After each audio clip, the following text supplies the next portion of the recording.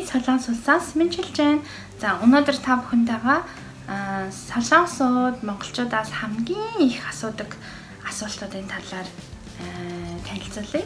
За хамгийн нэгдүгээрт бүх монгол хүмүүс морь сайн ундаг уу гэж асуудаг. За тэгээд ялангуяа хамгийн анх нөгөө солонгост ирчээд ерөнхийдөө нэг удаагүй хахад манай бас хэлний бэлтгэлийн багш нар ер нь бас тэгж асууж исэн. Чи одоо 10 жилдээ ч юм уу те баг бахта сургуультай явахдаа морь унж явдаг байсан уу? Сургуультай явахдаа морь унж явдаг байсан уу? Иймэрхүү асуултууд маш их байдаг. За тэгээд тухайн бүрт нь бол тайлбарлаад бол нүдээ том болгож байгаа л ярьдаг байсан. Хөдөө орон нутагт бол мэдээж хүүхдүүд ингээ морь сайн ундаг.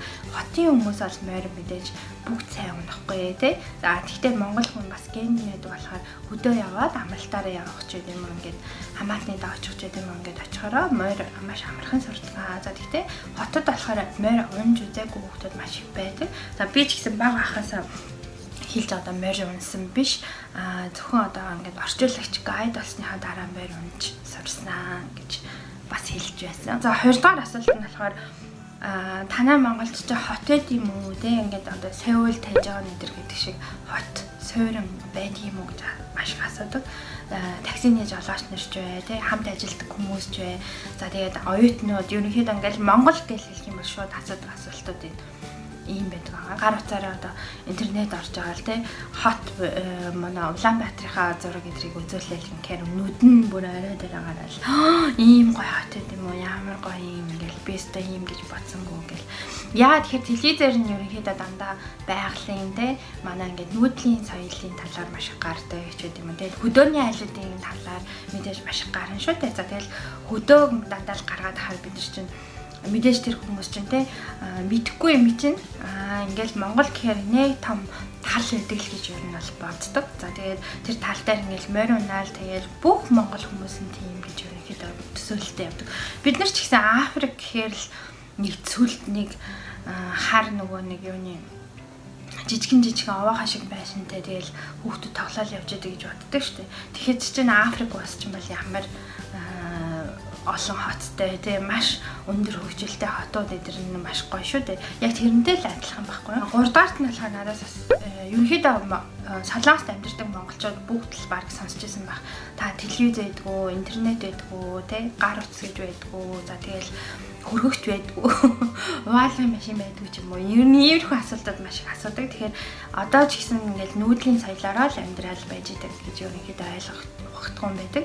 Тэгээд хөдөөний амьдрал, хотын амьдрал гэж мэдэхгүй. За тэгээд бүх хүмүүс нь л хөдөө амьдардаг гэж боддог юм байл боддог байхгүй юу? Тэгээд тэр бүрт нь ингээл oh my god гэж агаал бүгдийг ярина шүү дээ.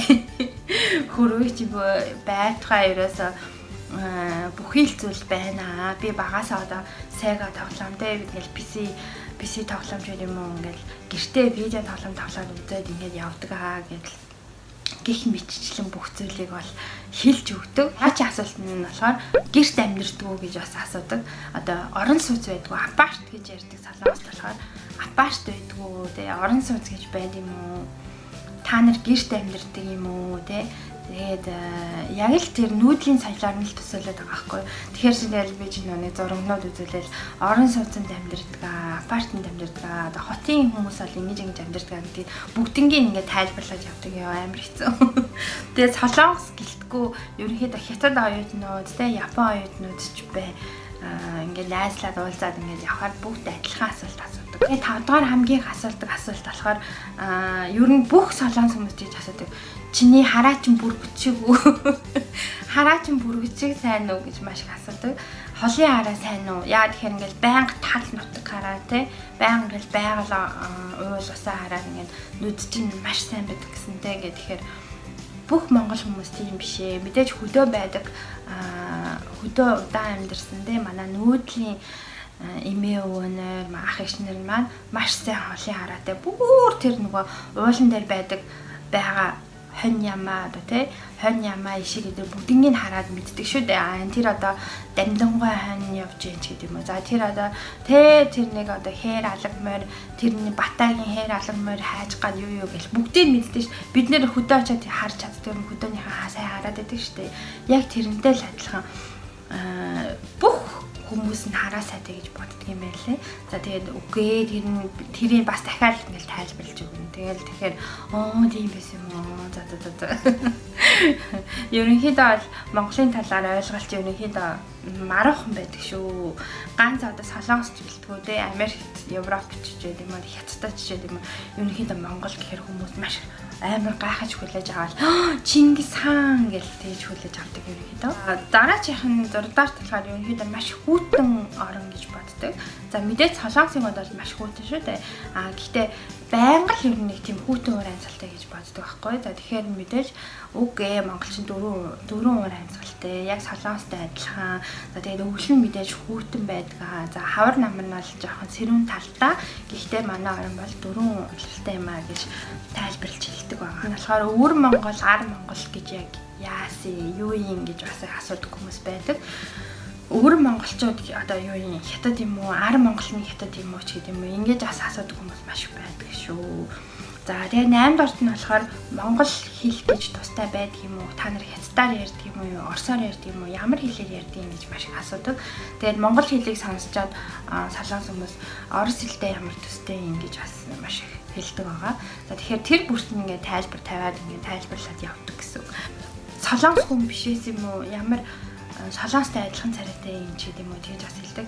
За тэгээ одоо Чингисийн удам Чингис хаан гэл тэгэхээр манай Солонгос улсыг ч гэсэн одоо тэгээ Чингисийн удам Чингисийн одоо хүүхдүүд эзэлж ирж байсан. За тийм ч учраас Солонгос хүүхдүүд ерөнхийдөө бүгдээрээ хүүхд толботой төрдөг. Ер нь ихэнх нь 10-ны бараг 9 хүүхд нь хүүхд толботой төрдөг юм билээ Солонгос хүмүүс.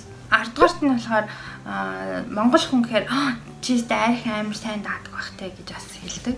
Яа тэгэхээр сөөжүүч нь одоо баг градустай те 11 12 градустай. За тэгэхэд Монгол водка ч одоо 30 эдэн градус 37 38 градус байж шүү дээ. За тэр ч утгаараа чи маш их одоо сайн уудаг бах те сайн арх даадаг бах те гэж бас маш их асуудаг. Тэгэхээр юу нэг ягдэглээ. Сөөжөө уусан ч гэсэн манайхан согтдог шүү. Сөөжүүгээ баг уугаарэ. За тэгээд Монгол архийг бол ингээд солонгос хүмүүс төхөр өөж чадахгүй ямар амар хатуу юм бэ гэж бас хэлдэг. Би нэг удаа өөрөө бас яг тэгж надаас бас тэгж асууж байсан. Юу нэг миксер будаашаач гэдэг дэлгүүрээс аваад ингээд яасан чинь яаж монгол хүн гэдгийг хэлсэн байлоо да. Тэгсэн чинь л надаас Монголд 220-ын болт юу залхуур байдаг юм уу гэд байлгүй ах уу 220-ын болт солонгостой яг адилхан гэдгсэн чинь гэр дотроо ч гэсэн тог залхдаг юм уу те гэдэгчсэн. Тэгэхээр үгүй орон сууцнд амьдардаг юм яг ингээд танаа юу яг л солонгос тэжээнд байдаг орон сууцтай адилхан хотын хүмүүс одоо бүгдээрээ тийм орон сууцнд амьдардаг. За тэгээд гэрт амьдардаг хүмүүс ч гэсэн гэртээ мэдээж бүгдээрээ тогтой байдаг юм аа. Гал дээр хоол хийсэн ч гэсэн тустай тог бас байдаг. Арзетик гэж байдаг гэхээр бүр гайхаад вау тийм ямар сони. За тэгээд Чингисийн талаар ч гэсэн маш их асуудаг. За Монголын одоо газар нутаг гоё юу те маш сайхан уудам нутагтай гэдгийг бол тэр бүрчлэн мэддэггүй. За тэгээд багш нартай ч юм уу те хүмүүст газрын зураг дээр Монголоо ингээд заахаар ямар том ямар их тал нутагтай. За тэгээд ийм том нутаг дээр ямар бүхэн ямар бахтай юм ч гэдэг юм уу. Тийм зүйл дээр маш их гайхдаг. За тэгээд монголоор бахархаад те Монголынхаа түүх соёлоороо энэ тэнд ингээд ерөнхийдөө явж байгаа юм маш их бахархах сэтгэл төрдөг. Хүм ямар нэгэн боломж дээр олдох юм бол Монголынхаа тухай ерөөсөө лекц уншин шүү дээ.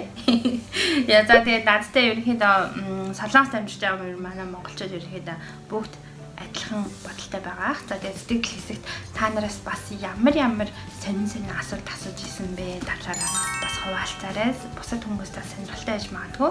За ингээд Намайг TV subscribe, share, like мартаа манайхан баяртай. Дараа шинэ видео хүртэл түр баяртай.